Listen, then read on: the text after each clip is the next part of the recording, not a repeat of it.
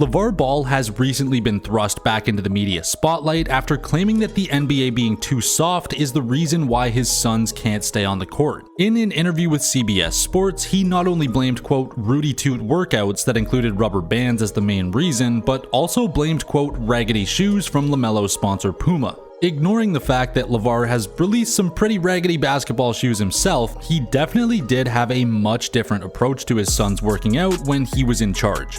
As we all know from the millions of videos on the Ball family released around this time, Lavar Ball was a big fan of making his kids run up and down the local Chino Hills over and over. This did great for the boys' endurance in youth basketball, but many have questioned if this repeated high-intensity workout, when combined with a packed youth basketball schedule, overworked the ball boys to the point where their legs started to break down early in life. In addition to this, the boys had a concrete backyard court that they would practice on every day religiously, rather than any sort of gym which has a hardwood court. I know it sounds dumb, but playing on concrete every day can add some real wear and tear to your legs. Needless to say, Lavar Ball, while meaning the best for his kids, wasn't exactly the pinnacle of sustainable fitness back in the day. It's also funny that Lavar Ball thinks he knows better than an entire network of educated health professionals in the NBA. But hey, Lavar didn't get here by being humble and self-questioning, so we can't really blame him here. The facts are the facts though, and plenty of NBA players are able to show up for most games despite this supposed Rudy Toot fitness being practiced in NBA teams. Both of his kids that made the NBA, however, are extreme cases of injuries keeping them from playing, and they were the only ones that followed Lavar Ball's patented workout plan.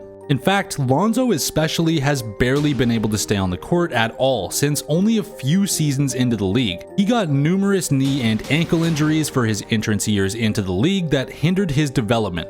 Right when it looked like he might be getting his health on track and his game was looking the best it ever was, he got his worst injury yet. This left meniscus tear apparently baffled doctors and keeps Lonzo out to this day. He somehow just didn't get better for over 2 years and counting. He couldn't do anything straining for the longest time without experiencing pain, and while apparently it's getting better now, we'll still have to wait and see if Lonzo ever gets healthy enough to play NBA basketball ever again. Lonzo also happened to wear the signature Big Baller brand shoes for his first few years in the league, which people think didn't help with his early cascade of injuries. LaMelo has had overall less time in the league than his brother, yet his career seems to be on the same trajectory somehow. He's had numerous ankle injuries since entering the league 4 years ago, and has played an average of about 30 games for the last 2 seasons. These numbers are wild for a young player to sit. Rookies and younger players are known to be the most reliable to show up for games at the start of their career. But things have started to change in recent years. Young players are sitting more games than ever, despite the game being softer than ever, all things considered. The ball boys are still extreme cases, but more and more players are joining them in showing extreme talent yet being unable to stay on the court. Most of these players happen to be coming out of the AAU youth basketball system in the US, where we've already made a video talking about how kids are being overworked, which you can find here. But to sum the situation up, kids are playing more basketball games than ever and wearing themselves out faster than ever. Lavar Ball knew this better than anyone, I'm sure, being a dad of 3 high-level youth basketball players.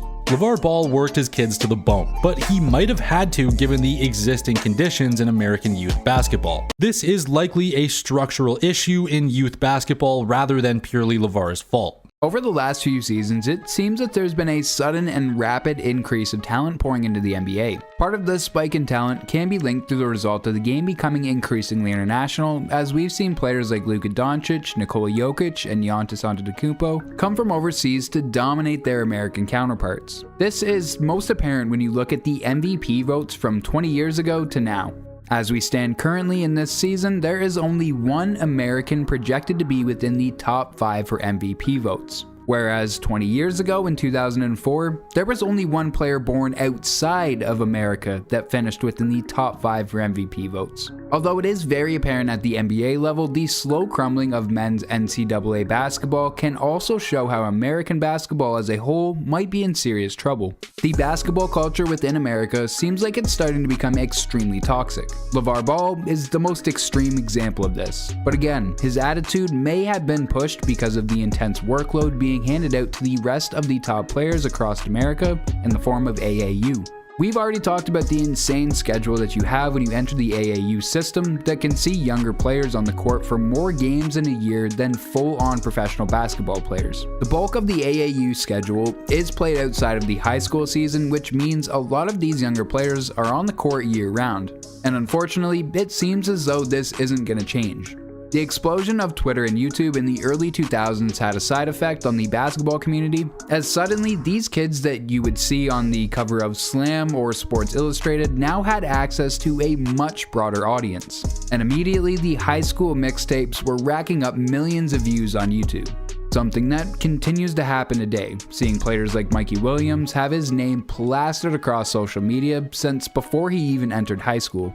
There are definitely benefits to this, with the new name, image, and likeness rules that now allows players to actually personally earn the money that they were already generating. It gives some of these guys a chance to earn big money if their career doesn't end up going all the way to the professional level.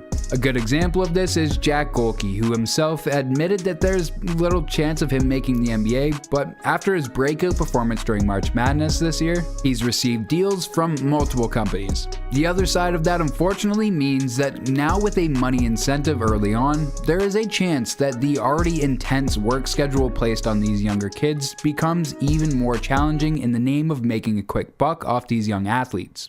And the truth is, we've seen more and more high school phenoms who've entered the AAU system only to break down once they hit the NBA, namely Zion Williamson.